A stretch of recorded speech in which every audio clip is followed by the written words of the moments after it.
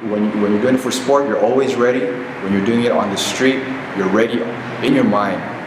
When it's time to defend against an attack, boom, everything just comes automatically.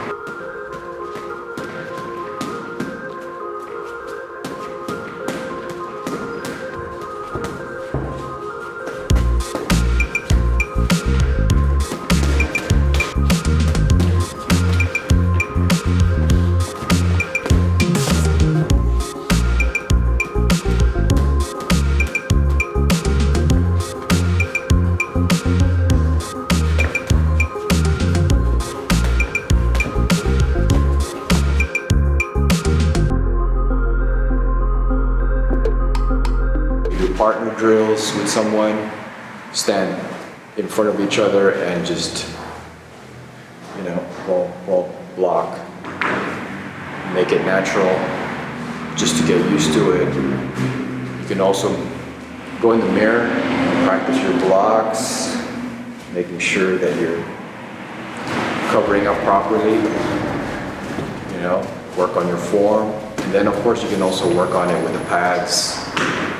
Mix it up when you're punching, throw a few blocks so that you make it natural. Work the flow with your blocking. And also when you're sparring, you gotta work your blocks too. So all this comes together, whether it's the way you work your blocking is you work your blocking in the mirror for form, you work your blocking with partner drills to get used to it. You work your blocking when you do pad training and when you do sparring. Again, there's a difference between sport and street blocking. With sport, it's more forgiving when you keep your hands up. Usually punches won't go through because you have your gloves on. A little more forgiving, but on the street you gotta make sure that everything is covered up when you're blocking. When we work in the drills for blocking, we have a drill, what we call 4 drills. High body blocks. So when you're blocking, someone is going to tap you either in the head or the body, and you gotta be able to cover up. Boom, boom. Make sure when you do body blocks that your head is also down, because you never know if the kick is gonna go high. So you gotta also cover up your head when you're blocking. You gotta crouch in as much as possible. You use your arm to protect your body. So these are 4 blocks. Now when you're working 6 blocks, you're working your high blocks, body blocks, and leg checks, okay? So when you're doing 6 blocks, high, body, checks, okay? 6 blocks, and then it goes on and on. It goes to like 8 blocks. Head, body, and so on. When we talk about the difference between sport and street defense, they're not always the same thing. There are differences between the two. Like I mentioned before, that when you block, you don't just want to block like this, where you're open in the middle or the sides, because if you're fighting someone on the street, or if you have to defend yourself, that punch will still go through. So this would be the proper way to block, and so on. Now, it's the same thing when we're outside on the street.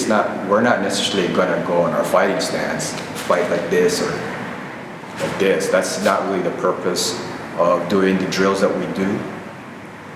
Here, we do the drills here so that we condition our minds to think this way in our minds. But when you're on the street, obviously you just walk normal with your hands down, and you don't want anyone to know that you know martial arts, or you know how to defend yourself. Then it gets even a little harder to throw your opponent off, and the whole idea is also to surprise your opponent, not let them know what's going on. So it's important that when you walk on the street, you just carry yourself like a normal person. And even if you walk, everything has a defense move. This even has blocks too when you do it. But the whole idea of doing the blocks, the footwork, the defending, and the attacking here is so that everything you do, boom, boom, boom, boom, is going to come out natural on the street, and you don't have to do your stance anymore and so on to be in a ready position. Of course, when you're in the ring or you're competing, it's a different story. Hands are always up, protecting yourself at all times, but on the street, it's more of an element of surprise, surprising your opponent as well, not letting them know what you know. But in your mind, you've been training how to block, you've been training how to do your footwork, you're striking, you're defending, so all those things will just come out automatically, okay?